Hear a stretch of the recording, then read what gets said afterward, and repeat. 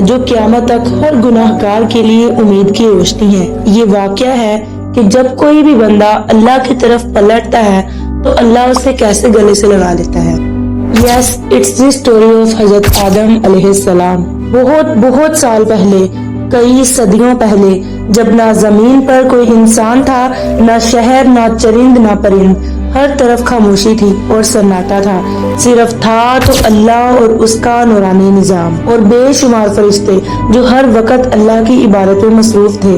ہر طرف تسبیح تھی، سجدے تھے اور حمد و ثنا کی صدائیں تھیں۔ عرش الہی سے اعلان ہوا کہ اللہ نے فرشتوں سے فرمایا کہ میں زمین میں اپنا نائب بنانے والا ہوں۔ فرشتوں نے حیرت سے کہا کہ یا اللہ، کیا تو ایسے کو نائب بنائے گا جو زمین میں فساد کرے گا اور جو خون بہائے گا؟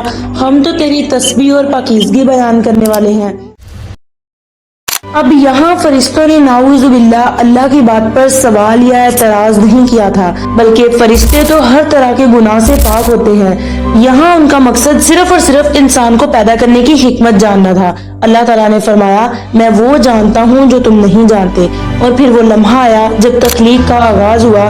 اللہ کہتا ہے کہ ہم نے انسان کو بجنے والی سیاہ مٹی یعنی خشک گارے سے پیدا کیا۔ مختلف اقسام، مختلف خصوصیات اور کئی رنگوں کی مٹی لی، کہیں سے سیاہ، کہیں سے نرم، کہیں سے سخت۔ پھر اس مٹی کو گوندا، ایک شکل دی، اور جب وہ مکمل ہوگی تو اللہ نے اس میں اپنی روح مخصوص پھونک دی۔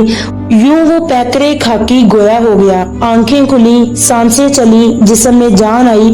وہ پہلا انسان، وہ پہلا نبی حضرت آدم علیہ السلام اس دنیا میں تشریف لائے۔ اب اللہ نے حضرت آدم علیہ السلام کو علم عطا کیا، تمام اشیاء کے نام سکھائے جو فرشتوں کو بھی معلوم نہیں تھے۔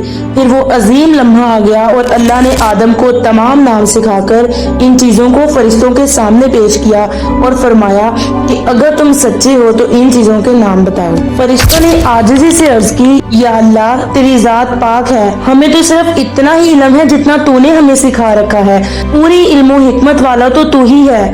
اللہ نے حضرت آدم علیہ السلام سے فرمایا کہ تم ان کے نام بتا دو۔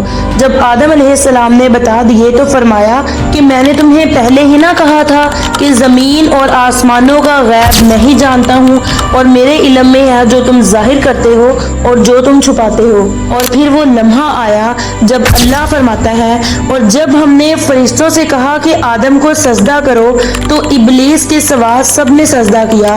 اس نے انکار کیا اور تکبر کیا اور وہ کافروں میں ہو گیا، کیونکہ وہ غرور میں تھا اور تکبر میں ڈوبا ہوا تھا۔ اللہ نے اس سے پوچھا کہ اے ابلیس، تجھے کیا ہوا کہ تو سجدہ کرنے والوں میں شامل نہ ہوا؟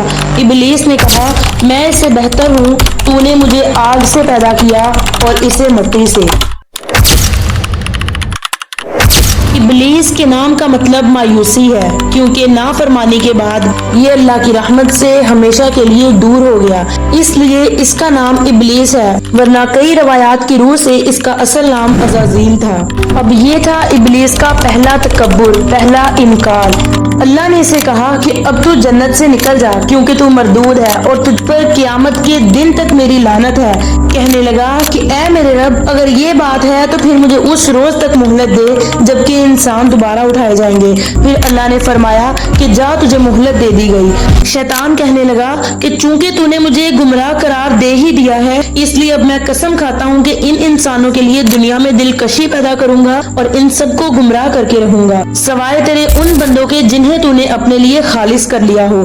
اللہ نے فرمایا کہ یقین رکھ، جو میرے بندے ہیں ان پر تیرا کوئی زور نہیں چلے گا، سوائے ان گمراہ لوگوں کے جو تیرے پیچھے چلیں گے، اور جہنم ایسے لوگوں کا طے شدہ ٹھکانہ ہے۔ اس کے 7 دروازے ہیں اور ہر دروازے کا ان میں سے تقسیم شدہ حصہ ہے۔ پرہیزگار جنتی لوگ باغوں اور چشموں میں ہوں گے، ان سے کہا جائے گا کہ سلامتی اور امن کے ساتھ اس میں داخل ہو جاؤ، نہ تو وہاں انہیں کوئی تکلیف چھو سکتی ہے اور نہ وہاں سے وہ کبھی نکالے جائیں گے۔ میرے بندوں کو خبر کر دو کہ میں بہت ہی بخشنے والا مہربان ہوں، اور ساتھ ہی میرا عذاب بھی نہایت دردناک ہے۔